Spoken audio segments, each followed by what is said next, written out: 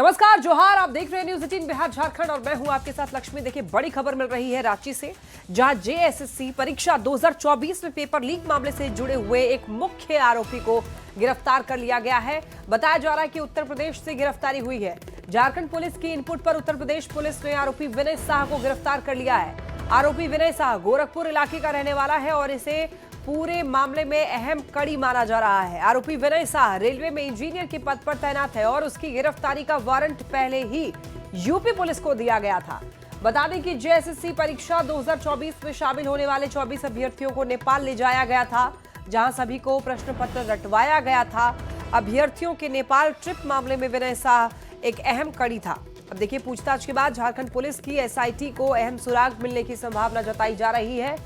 और आपको ये भी बताते चलें कि जेएसएससी प्रश्न पत्र लीक की जांच का जिम्मा सीआईडी की एसआईटी को दी गई है। अब देखिए, जांच टीम ने इंडियन रिजर्व बटालियन के 6 जवान और बताया जा रहा है कि एक होमगार्ड जवान समेत कुल 10 लोगों की गिरफ्तारी की है। ज्यादा जानकारी के लिए न्यूज़ 18 संवाददाता ओम प्रकाश हमारे साथ जुड़ रहे हैं। ओम प्रकाश, देखिए, जेएसएससी परीक्षा 2024 में जो पेपर लीक हुआ था, इस मामले से जुड़ा हुआ एक मुख्य आरोपी की गिरफ्तारी हुई है। एक बार पूरी जानकारी दीजिए, क्या पूछताछ उससे कुछ हो पाई है, कुछ नेटवर्क का पता चल पाया है? जी, बता दें कि जो जेएसएससी सीजीएल परीक्षा 2024 के प्रश्न पत्र लीक का मामला है, उस मामले में पुलिस को ये बड़ी कामयाबी मिली है। विनय शाह, जो कि इस पूरे मामले का एक कहा जाए तो अहम किरदार था, खासतौर से जो परीक्षार्थियों को, जो कि अभ्यर्थी थे, जो जेएसएससी सीजीएल परीक्षा में शामिल होने वाले थे, उन तमाम लोगों को 28 लोगों को नेपाल ट्रिप कराता है, जहां पर उन्हें क्वेश्चन जो आंसर है वो बताया जाता है, उसे रटवाया जाता है। ये तमाम चीजों में विनय शाह का रोल जो था वो काफी अहम था और इस वजह से इस पूरे मामले का वो एक अहम कड़ी माना जा रहा है, क्योंकि उसकी गिरफ्तारी के बाद इस पूरे मामले का जो मास्टरमाइंड कौन था, इसके पीछे और कौन से लोग शामिल हैं, इन तमाम चीजों के तथ्य जो है वो सामने आ सकते हैं। बता दें कि यूपी एसटीएफ के द्वारा ये गिरफ्तारी की गई, जिसके बाद झारखंड पुलिस को अभी फिलहाल सूचना दी गई है, जिसके बाद झारखंड की जो टीम है वो यूपी के लिए रवाना हो गई है। जिसके बाद टीम वहां पहुंचेगी तो उसके बाद उसे ट्रांजिट रिमांड पर रांची लाया जाएगा, जिसके बाद पूछताछ होगी।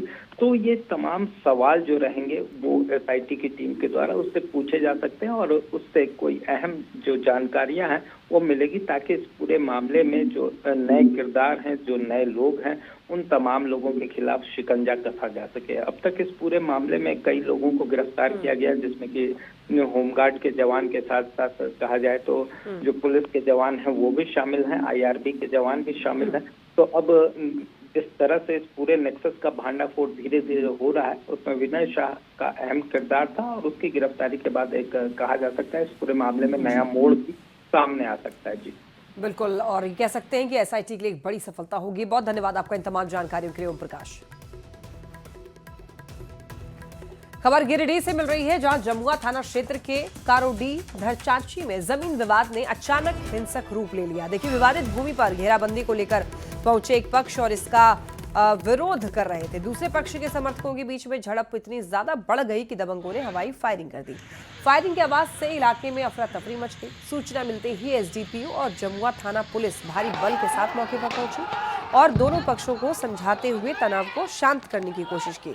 देखिए, पुलिस ने यह बताया कि उपद्रव फैलाने वालों की पहचान कर उनके खिलाफ सख्त कार्रवाई की जाएगी। स्थिति को नियंत्रण में रखने के लिए इलाके में पुलिस बल कैंप कर रही है। रैयतों ने सनी रैन और उसके साथियों पर हमले का आरोप लगाया है। पुलिस ने उपद्रवियों की पहचान करके कड़ी कार्रवाई की बात कही है। तस्वीरें आप ये देख सकते हैं, ये एक्सक्लूसिव तस्वीरें हैं। घेराबंदी को लेकर झड़प हुई थी, दबंगों ने फायरिंग की, हड़कंप मच गया।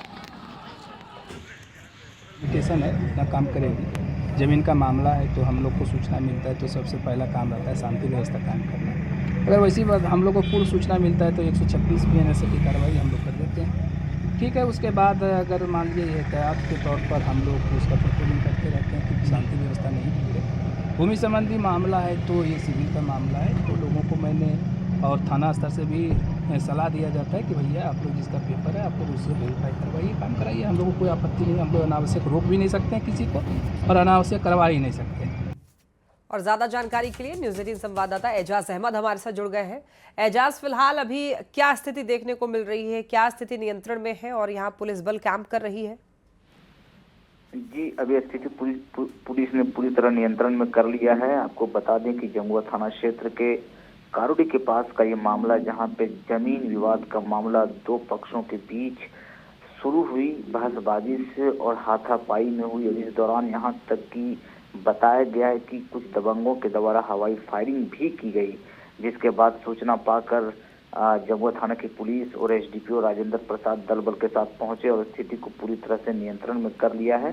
वहीं एसडीपीओ ने बताया है कि मामले की तहकीकात की जा रही है और इस मामले में जो भी आरोपी पाए जाएंगे जिन्होंने गलती की है उसके खिलाफ कानूनी कार्रवाई की जाएगी। ठीक है, बहुत धन्यवाद आपका इन तमाम जानकारियों के लिए एजाज। जमशेदपुर से खबर है। पोटका थाना क्षेत्र के हाता धर्म कांटा के पास में एक तेज रफ्तार हाईवा ने बाइक सवार को कुचल दिया। बाइक सवार की मौके पर ही मौत हो गई। मृतक की पहचान राजनगर थाना क्षेत्र के रूपा नाचुना निवासी लक्ष्मण महाकुड़ के रूप में हुई है। नाराज लोगों ने हाता ओडिशा मुख्य मार्ग को जाम कर दिया और पुलिस को शव उठाने से रोक दिया गया। लोगों के विरोध से रोड पर गाड़ियों की लंबी कतार लग गई, जाम लग गया। वहां पर ग्रामीणों ने सड़क सुरक्षा और अवैध गतिविधियों पर नियंत्रण के लिए कई प्रमुख मांगे भी रखी। सूचना मिलते ही पुलिस घटनास्थल पर पहुंचती है, स्थिति को सामान्य करने में जुटी। वहीं हादसे में शामिल हाईवा को पुलिस ने जब्त किया और आगे की कार्रवाई की जा रही है।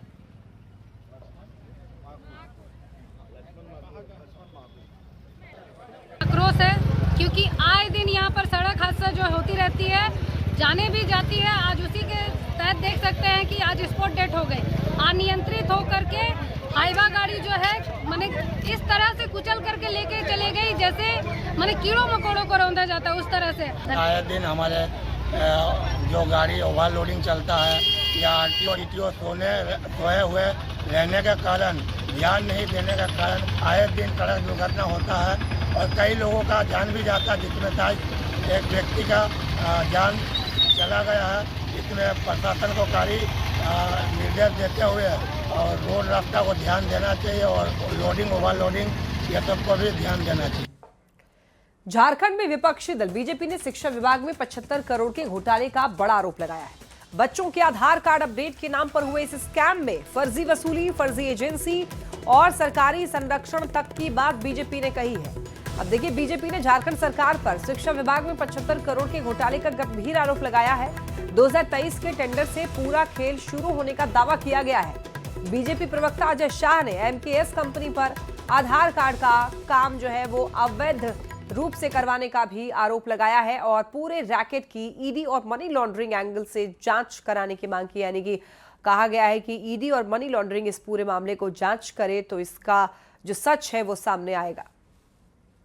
कि झारखंड के जितने स्कूल्स में पढ़ने वाले बच्चे हैं या फिर छात्र है कह लीजिए, जो कि 0 से लेकर के 18 साल तक के एज के बीच में है, उनका आधार कार्ड बनाया जाना है और इस आधार कार्ड को बनाया जाने के लिए हमें एक एजेंसी की आवश्यकता है कि जो एजेंसी इसके लिए काम कर सके। टेंडर मिल जाता है और एमकेएस एंटरप्राइजेस टेंडर मिलने के बाद झारखंड में 250 ब्लॉक रिसोर्स सेंटर्स हैं, 250, और एमकेएस एंटरप्राइजेस 500 लोगों को रिक्रूट करती है। कभी 42,000, कभी 24,000, कभी 10,000। मैं सिर्फ सैंपल के तौर पर ये आपको दूंगा, पर इनका कलेक्शन हर महीने का 1.5 करोड़ रुपए लेकर के आज तक इन्होंने पूरे झारखंड से 36 करोड़ रुपए का अवैध वसूल किया है और साथ ही साथ भारत सरकार से भी इस पेमेंट को लिया है। रांची के जेएससीए स्टेडियम में 30 नवंबर को होने वाले वनडे मैच को लेकर सभी तैयारियां जो है वो की जा रही हैं। तैयारियों को परखा भी जा रहा है, खासकर स्टेडियम की पिच का खास ख्याल रखा जा रहा है। आज शाम स्टेडियम के सभी यहाँ पर जो लाइट्स थे उसको ऑन किया गया, उसे वहाँ पर देखा गया सब ठीक ठाक है या नहीं। और इतना ही नहीं, स्टेडियम के अंदर करीब 40,000 कुर्सियाँ जो थी उसकी धुलाई हुई, स्टेडियम परिसर की साफ सफाई हुई। और न्यूज़ 18 से बातचीत में जेएससीए सचिव सौरभ तिवारी ने कहा है कि पिच काफ़ी अच्छी है, हमेशा की तरह पहले वनडे में भी भरपूर रन यहाँ पर बनेंगे। अधिक जानकारी दे रहे हैं न्यूज़ 18 संवाददाता संजय कुमार सिन्हा। 30 नवंबर को रांची के जेएससीए स्टेडियम में भारत और दक्षिण अफ्रीका के बीच वनडे मैच खेला जाना है और उसको लेकर जेएससीए प्रबंधन जो है एक्शन मोड में नजर आ रहा है। आज देख सकते हैं कि जेएससीए स्टेडियम के अंदर जो है वो लाइट की टेस्टिंग भी की गई है, चूंकि मैच जो है फ्लड लाइट में खेले जाएंगे। तो ऐसे में जो देख सकते हैं कि पूरे स्टेडियम की हरियाली, तैयारी और जिस तरीके से फ्लड लाइट जला है उसको एक तरीके से अंतिम रूप से परखा जा रहा है।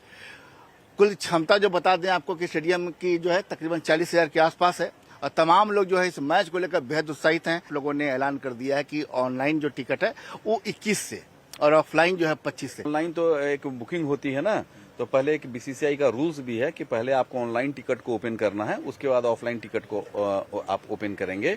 तो ऑनलाइन टिकट आप लेंगे और ऑनलाइन का जो आपके पास टिकट का रिकॉर्ड्स होगा, तो जब टिकट काउंटर्स होंगे तो जैसा कि पीसी में हमारे सेक्रेटरी साहब सौरभ जी ने बताया कि 6 काउंटर हम लोग बना रहे हैं टिकट के लिए, जिसमें 4 टिकट ऑफलाइन वालों के लिए होगा, 3 काउंटर और 1 काउंटर ओनली फॉर लेडीज होगा, चौथा काउंटर जो होगा, और 2 जो होगा ऑनलाइन टिकट लिए रहेंगे, वो अपने रिकॉर्ड्स को लेके आएंगे और वहां पर शो करेंगे तो उनको वहां से वो टिकट मिल जाएगा। इस बार जो जेएससीए में जो रन का जो हिसाब किताब है, पिच का हिसाब किताब है, कितने स्कोर आप देख रहे हैं? हाई स्कोरिंग मैच होगा और विकेट अच्छा है, ब्लैक स्वेल का विकेट है, तो आई थिंक बहुत ज़्यादा रन बनेंगे। और ऐसे भी रांची स्टेडियम हाई स्कोरिंग के लिए जाना जाता है, अगर आप हिस्ट्री निकाल के देखेंगे तो। और जो विकेट सूट करता है इंडियन टीम को, वैसे ही विकेट को बनाया जा रहा है। अच्छा, एक बात ये भी आई है कि चूंकि वनडे मैच है तो रोहित शर्मा, विराट कोहली दोनों नजर आएंगे। एक जो फरमाइश है, जो इच्छा है, ख्वाहिश है, वो राजधानी रांची की पूरी होने जा रही है। अभी इंडियन टीम के अनाउंसमेंट नहीं हुआ है, बट होपफुल मुझे भी लगता है कि दोनों आएंगे खेलने के लिए, क्योंकि ये लोग दोनों वनडे क्रिकेट ही खेल रहे हैं और हम भी चाहेंगे कि आए, यहाँ की पब्लिक उनको देखिए खेलते हुए। और इंडियन टीम भी यहाँ से विनिंग नोट्स में स्टार्ट करे अपना टूर्नामेंट और जीत के साथ उन लोग भी यहाँ से सेकेंड मैच के लिए आगे बढ़े। कुल मिलाकर 30 नवंबर का इंतजार राजधानी रांची के क्रिकेट फैंस को बेसब्री से है। कैमरामैन संजीव तिवारी के साथ संजय कुमार सिन्हा, न्यूज 18।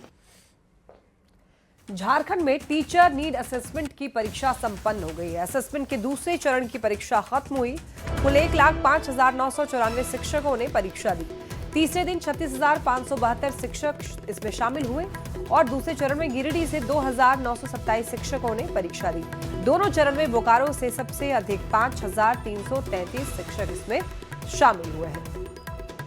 यहाँ पर देखिए, झारखंड में टीचर नीड असेसमेंट की परीक्षा जो है वो संपन्न हो गई है, पूरी हो गई है। असेसमेंट के दूसरे चरण की परीक्षा खत्म हो गई है और कुल 1,05,994 शिक्षकों ने परीक्षा दी है। बताया जा रहा है कि तीसरे दिन 36,572 शिक्षक इसमें शामिल हुए।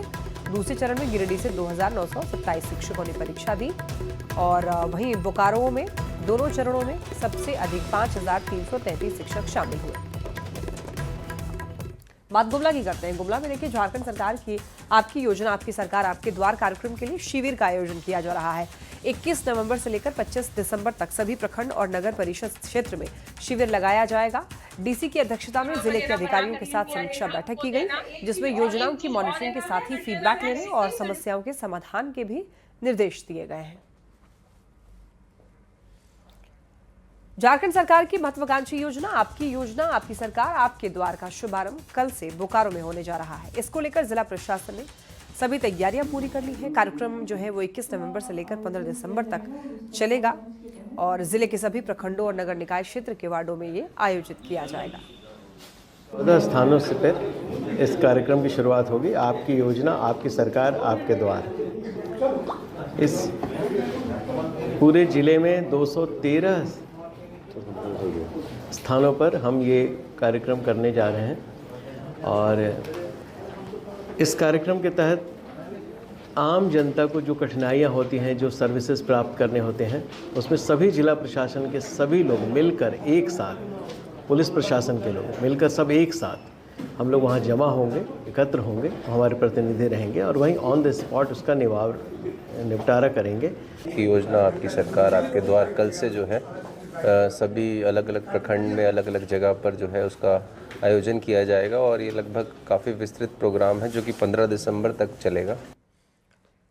खबर हजारीबाग से, जहां नगर निगम फुटपाथ विक्रेताओं को हटाने की कार्रवाई की जा रही है। इस कार्रवाई के विरोध में कांग्रेस कमेटी का प्रतिनिधिमंडल नगर आयुक्त से मिला। बिना वैकल्पिक स्थल दिए किसी भी विक्रेता को न हटाने की मांग की। नगर आयुक्त ने आश्वासन दिया कि फिलहाल कोई उजाड़ अभियान नहीं होगा और शीघ्र ही उन्हें अस्थायी जगह देने की प्रक्रिया शुरू की जाएगी। अपने आप को अपने प्रोटोकॉल के हिसाब से पहले फिट कीजिए। शहर की पूरी सफाई नहीं हो पा रही है, ट्रैफिक व्यवस्था अस्त व्यस्त है। और रहा बात फुटकर दुकानदार का, तो ये तो चूंकि डेली कमाने खाने वाले हैं, एक लोग ऐसे हैं जो अगर एक दिन का नहीं कमाते दूसरा दिन को परिवार चलाना मुश्किल रहता है। तो इनके साथ तानाशाही पूर्वक रवैया नहीं अपनाना है, क्योंकि हमारी जो सरकार गठबंधन की सरकार है, ये अबुआ सरकार, गरीबों की सरकार है। इनके इस आचरण से सरकार पे असर पड़ रहा है, सरकार की छवि खराब हो रही है। उसका हम लोग कड़ाई से विरोध किया कि ये नहीं चलेगा। एक गरीब फुटपाथ दुकानदार लोग 15 दिन से भूखमरी हजारीबाग में इन लोग का भूखमरी के इस्तेमाल पर चले गए हैं। इन लोग के साथ में हम लोग लेकर के गए थे और वहाँ पर ही नगर आयुक्त के सामने बैठक हुआ और बैठक में ये निर्णय हुआ कि जब तक नगर निगम के अंदर कोई भी फुटपाथ दुकानदार को तब हटाया जाएगा जब उनकी वैकल्पिक व्यवस्था मैं करूं, नगर आयुक्त का कहना है। चाईबासा के मनोहरपुर और आनंदपुर प्रखंड के बीच कोयल नदी पर 12 करोड़ की लागत से 357.80 मीटर लंबा पुल बनेगा। इस पुल के निर्माण से दोनों प्रखंड के क्षेत्र के दर्जनों गांवों के ग्रामीणों को काफी सुविधा होगी। मुख्यमंत्री ग्राम सेतु योजना के तहत इस पुल निर्माण योजना का सिंहभूम की सांसद जोबा मांझी और विधायक जगत मांझी ने शिलान्यास किया।